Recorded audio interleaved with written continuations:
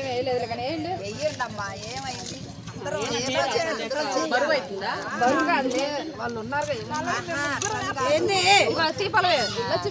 ఎవరు పుణ్యం వాళ్ళకి వేసుకున్నట్టే ఉంది పట్టు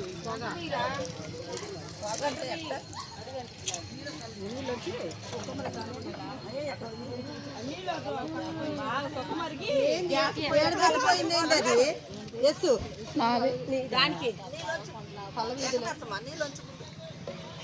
నీళ్ళొచ్చి గంటేనమ్మా గంటలే గంట ఇప్పుడు ఎందుకప్ప కలిపాలా పొంగొచ్చి అక్కడ అది కలిపి మళ్ళీ మూత పెట్టి పొంగొస్తుంది